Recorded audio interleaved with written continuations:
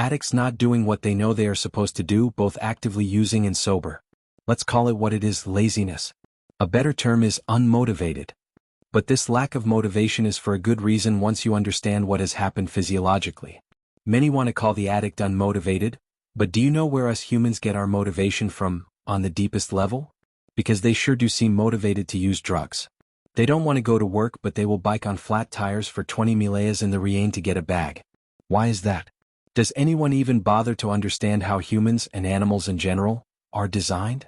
It's deeper than just a good reward, a little more interesting than the Pavlov's dog and the bell ringing. And it's exactly why most recovery programs and treatments rarely work long-term.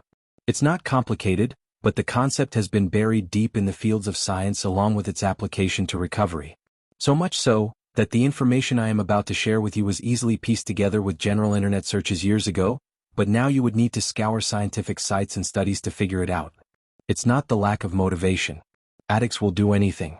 A better way to look at this is that people don't lack motivation, it's more of misdirected motivation to satisfy a craving. You will fully understand in a few minutes. Let's talk about cravings. Now, when I was in early recovery, I heard all the time, you'll crave your drug for the rest of your life. That was preached like gospel. And let me tell you, that is a complete and utter lie. Let's pull the pants down on these so-called cravings and see what we are really working with. The first thing to understand is this. Addicts do not crave their drug of choice. What we crave is the reward, the artificial "you're okay" signal the drug sends to the brain. Everybody knows this part, but few understand it. Stay tuned, I will surely get past the warm-up. See, our brains have a reward center. It's located in what some call the primitive brain or the reptilian brain. I call it Scaredy Cat. Scaredy Cat has one job: make sure you stay alive. It monitors your survival essentials: air, water, food, sleep, excretion, balance aka homeostasis, and sex. When you're doing well in these areas, you feel great. You get a natural reward. You're chill, safe, motivated. But a drug comes in and hijacks that system. Drugs mimic the same reward you'd get from truly taking care of yourself: eating healthy, sleeping deeply, exercising, staying hydrated. Except the drug gives it fast, easy, fake. Scaredy Cat doesn't know the reward is fake. It just sees, oh wow, all systems go. We must be super healthy. So it quiets down. All's well. Now here's the catch. What happens when the drug suddenly disappears? Scaredy Cat thinks you're dying. Not kinda stressed, I mean full-blown dying. The oxygen, the water, the nutrition, the shelter, gone. So it hits the panic button and floods your nervous system with alarms. And that's what people mistake for cravings, for the drug, the substance. That's why people, rich, poor, happy, miserable, can't stop. Even if they have every external comfort in the world, the body still screams, we're gonna die, once the drug disappears. And this is what I really want you to hear. Cravings are not about wanting the drug. Cravings are your body's emergency response system, freaking out because it's lost the lie it believed was keeping you alive. It's not logical, it's biological. You flush an addict's stash and they don't act mad, they act terrified. Their survival brain is screaming. It's the same as depriving someone of food, water, or air. That's why they'll steal, lie, beg, or panic. They aren't chasing a high, they're trying not to die, even though the threat isn't real. And here's the kicker. They don't even know that's what's happening. Most addicts just think they're going crazy. Why can't I stop thinking about it? Because nobody ever explained what's really going on. Now let's introduce another character in this little story. His name is Mr. Potato Head, aka your prefrontal cortex. He lives right here behind your forehead and he's your thinking brain. He can plan, reflect, remember, analyze. He's smart. But Mr. Potato Head's first job is to get what Scaredy Cat wants.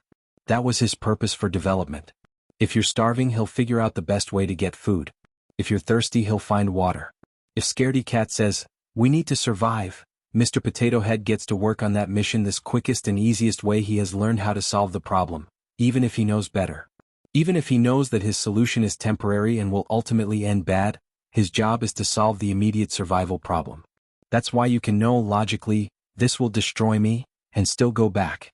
Mr. Potato Head is trying to save your life the only way he knows how. Now here's where recovery starts to flip the script. When you begin to understand the lie, the fear loses its grip. If you realize, wait, I'm not actually dying. My brain's just panicking because it lost its fake reward, then you can breathe through the storm. And here's the truth, you are not dying. You just need to give Scaredy Cat the real survival essentials again. Real air. Real food. Real water. Real rest. Clean out the system. Rebalance. Let the body heal.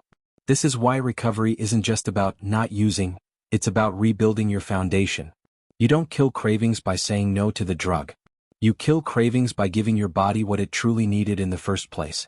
And I'm not talking about any old food or sleep or water. Not the treats, coffee, trazodone, tap water, and jailhouse food you get in most treatment centers or at home. I'm talking real recovery. Deep breathing. Clean water. Nutritious food. Movement. Sleep that heals. Getting your chemistry balanced. Tending to the systems that got neglected.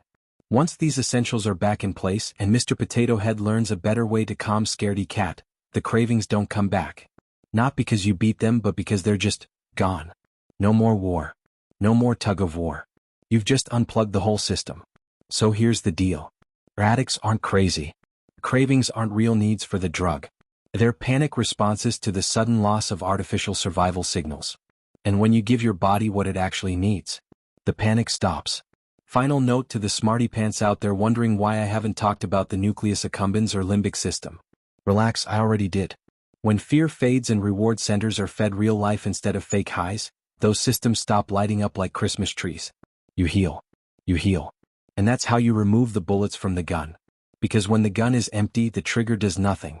The outcome of satisfying these needs for scaredy cat go well beyond resolving the craving for a substance or behavior. It increases resistance to general life stressors that would normally trigger the knee-jerk reaction to relapse.